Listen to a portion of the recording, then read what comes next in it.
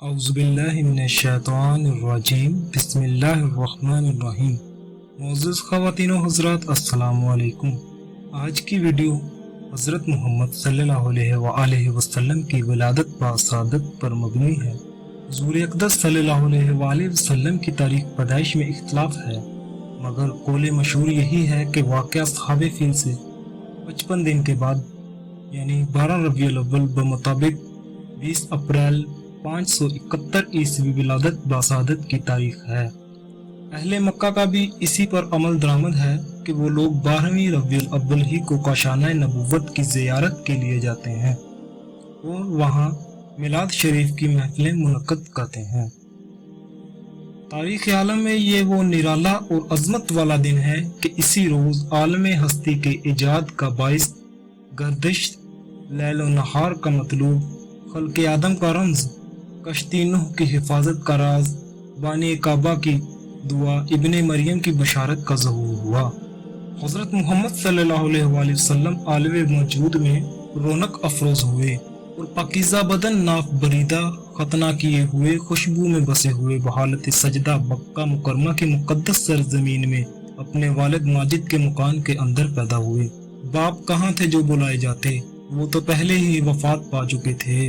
دادا کو بلایا گیا جو اس وقت طواف کعبہ میں مشغول تھے۔ یہ خوشبو خبری سن کر دادا عبد المطلب خوش ہو کر حرم کعبہ سے اپنے گھر آئے اور والہانہ جوش محبت میں اپنے پوتے کو کلیجے سے لگا لیا۔ پھر کعبہ میں لے جا کر خیر و برکت کی دعا مانگی اور محمد نام رکھا۔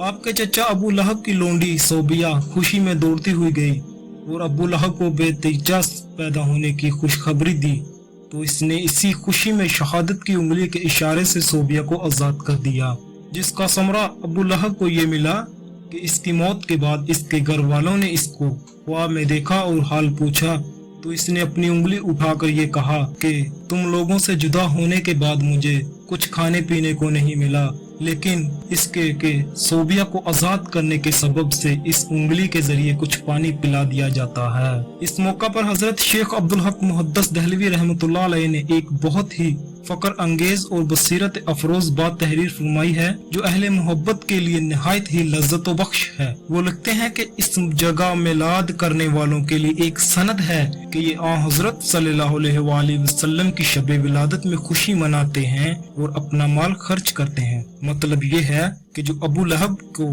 جو کافر تھا اور اس کی مذمت میں قرآن نازل ہوا، آن حضرت صلی اللہ علیہ وآلہ وسلم کی ولادت پر خوشی منانے اور باندی کا دودھ خرچ کرنے پر جزا دی گئی، تو اس مسلمان کا کیا حال ہوگا جو حضرت محمد صلی اللہ علیہ وآلہ وسلم کی محبت میں سرشار ہو کر خوشی مناتا ہے اور اپنا مال خرچ کرتا ہے۔ جس مقدس مکان میں حضور اقدس صلی اللہ علیہ وآلہ وسلم کی ولادت ہوئی، تاریخ اسلام میں اس مقام کا نام مولد النبی، نبی کی پیدائش کی جگہ ہے۔ یہ بہت ہی متبرک مقام ہے۔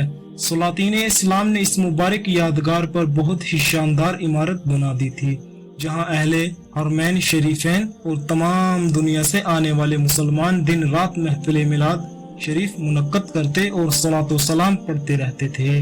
حضرت شاہ ولی اللہ صاحب محدث دہلوی رحمۃ اللہ علیہ نے اپنی کتاب فیوز الحرمین میں تحریر فرمایا ہے کہ میں ایک مرتبہ اسی محفل میں میلاد شریف میں حاضر ہوا جو مکہ مکرمہ میں 12ویں ربیع الاول کو مولد النبی میں منعقد ہوئی تھی۔ جس وقت ولادت کا ذکر پڑھا جا رہا تھا تو میں نے دیکھا کہ یکبارگی اس مجلس سے کچھ انوار بلند ہوئے۔ میں نے ان انوار میں غور کیا تو معلوم ہوا کہ وہ رحمت الہی اور ان فرشتوں کے انوار تھے جو ایسی محفلوں میں حاضر ہوا کرتے ہیں۔ جب حجاز پر نجدی حکومت کا تسلط ہوا تو مقابر خبط العلا جنت البقیع کے گنبدوں کے ساتھ ساتھ نجدی حکومت نے اس مقدس یادگار کو بھی توڑ پھوڑ کر مسمار کر دیا اور برسوں یہ مبارک مقام ویران پڑا رہا۔ سب سے پہلے حضور صلی اللہ علیہ وآلہ وسلم نے ابو لہب کی لونڈی حضرت صوبیہ کا دودھ نوش فرمایا، پھر اپنی والدہ ماجدہ حضرت آمنہ کے دودھ سے سیراب ہوتے رہے، پھر حضرت حلیمہ سعدیہ آپ کو اپنے ساتھ لے گئیں اور اپنے قبیلہ میں رکھ کر آپ کو دودھ پلاتی رہیں और इन्हीं के पास आपके दूध पीने का जमाना गुजरा। शुरफाए अरब की आदत थी कि वो अपने बच्चों को दूध पिलाने के लिए गिरदोनवा देहातों में भेज देते थे। यहाँ के साफ सुथरे आबो हवा में बच्चों की तंदुरुस्ती और जिस्मानी सेहत भी अच्छी हो जाती थी और वो खालिस और फसीह अरबी जुबान भी सीख जाते थे, क्योंकि शहर की जुबान बाहर के आदमियों के मेल जोल से खालिस और फसीह और बलीग जुबान नहीं रहा करती। हजरत हलीमा रजी अल्लाह ताला अन्हा का बयान है कि मैं बनी साद की औरतों के हमरा दूध पीने वाले बच्चों की तलाश में मक्का को चली। इसी साल अरब में बहुत सख्त काल पड़ा हुआ था। मेरी गोद में एक बच्चा था, मगर फिक्र फाका की वजह से मेरी छातियों में इतना दूध न था जो इसको काफी हो सके।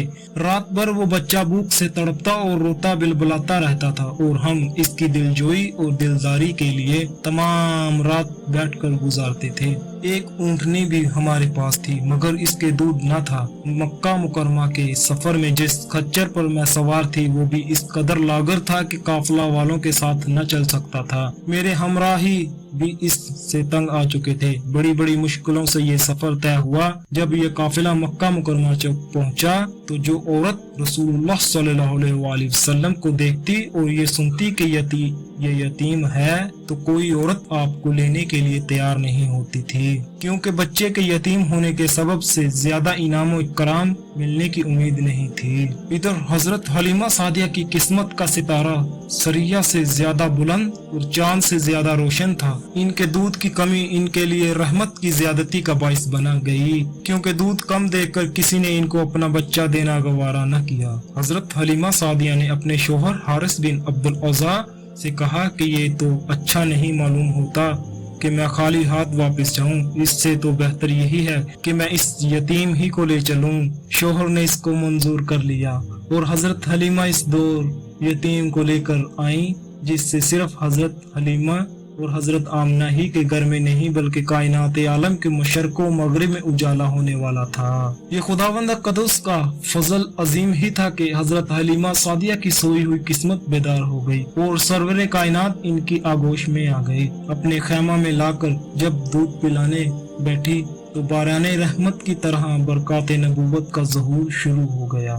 खुदा की शान देखें कि हजरत हलीमा के मुबारक पस्तान में इस कदर दूध उतरा कि रहमत आलम ने भी और इनके रजाई बाई ने भी खूब शकम सेर होकर दूध पिया और दोनों आराम से सो गए। इधर ऊँटनी को देखा तो इसके थन दूध से भर गए थे। हजरत हलीमा के शोहर ने इसका दूध दोआ और मियाँ बीवी दोनों ने खूब सेर होकर दूध पिया और शकम सेर होकर रात भर सुख और चैन की नींद सोए। हजरत हलीमा का शोहर हजूर रहमत आलम की ये बरकतें देखकर हैरान रह गया और कहने लगा कि हलीमा तुम बड़ा ही मुबारक बच्चा लाई हो। हजरत हलीमा ने कहा कि वाकई मुझे यही उम्मीद है कि नहायत ही बाबरकत बच्चा है और खुदा की रहमत बनकर हमको मिला है और मुझे यही तवक्को है कि हमारा घर अब खैर बरकत से भर जाएगा। हजरत हलीमा फरमाती हैं कि इसके बाद हम रहमत आलम को अपनी गोद में लेकर मक्का मुकरमा से अपने गांव की तरफ रवाना हुए तो मेरा वही खच्चर अब इस कदर तेज चलने लगा कि किसी की सवारी इसकी गर्द को नहीं पहुंचती थी। काफिला की औरतें हैरान होकर मुझे कहने लगी कि हलीमा क्या ये वही खच्चर है जिस पर तुम सवार होकर आई थी या कोई दूसरा तेज रफ्तार खच्चर तुमने खरीद लिया है। अलगर्ज हम अपने घर पहुँचे, वहाँ सख्त कहत पड़ा हुआ था। तमाम जानवरों के धन दूध से भर गए। अब रोजाना मेरी बकरियां जब चरागाह से वापस आती तो इनके थन दूध से भरे होते। हालांकि पूरी बस्ती में और किसी को अपने जानवरों का एक कतरा दूध नहीं मिलता था। मेरे कबीला वालों ने अपने चरवाहों से कहा कि तुम लोग भी अपने जानवरों को इसी जगह चराओ जहां हलीमा के जानवर चरते हैं। चनाचा सब लोग उसी चरागाह में अपने मवेशी चराने लगे जहां मेरी बकरियां चरती थीं। मगर यहाँ तो चरागाह और जंगल का कोई अमल व दखल ही नहीं था। ये तो रहमत आलम के बरकत नबूवत का फैज था जिसको मैं और मेरे शोहर के सिवा मेरे कौम का कोई शख्स नहीं समझ सकता था। अलगर्ज इसी तरह हर दम हर कदम पर हम बराबर आपकी बरकतों का मुशाहदा करते रहे, यहाँ तक कि 2 साल पूरे हो गए और मैंने आपका दूध छुड़ा दिया। आपकी तंदुरुस्ती और नशोनुमा का हाल दूसरे बच्चों से इतना अच्छा था कि 2 साल में आप खूब अच्छे बड़े मालूम होने लगे। अब हम दस्तूर के मुताबिक रहमत आलम को इनकी वालिदा के पास लाए और उन्होंने हस्बे तौफीक हमको इनामों किराम से नवाजा। कायदे के मुताबिक अब हमें रहमत आलम अपने पास रखने का कोई हक नहीं था, मगर आपकी बरकत नबूवत की वजह से एक लम्हा के लिए भी हमको आपकी जुदाई गवारा नहीं थी। अजीब इत्तेफाक के इस साल मक्का मुअज़्ज़मा में वबाई बीमारी फैली हुई थी। चुनाचे हमने इस वबाई बीमारी का बहाना करके हजरत बीबी आमिना को रजामंद कर लिया और फिर हम रहमत आलम अलैहिस्सलाम को वापस अपने घर लाए। फिर हमारा मकान रहमतों और बरकतों का कान बन गई और आप हमारे पास निहायत खुशोखरम होकर रहने लगे। घर से बाहर निकलते और दूसरे लड़कों को खेलते हुए देखते, मगर खुद हमेशा हर किस्म के खेल कूद से अलहदा रहते।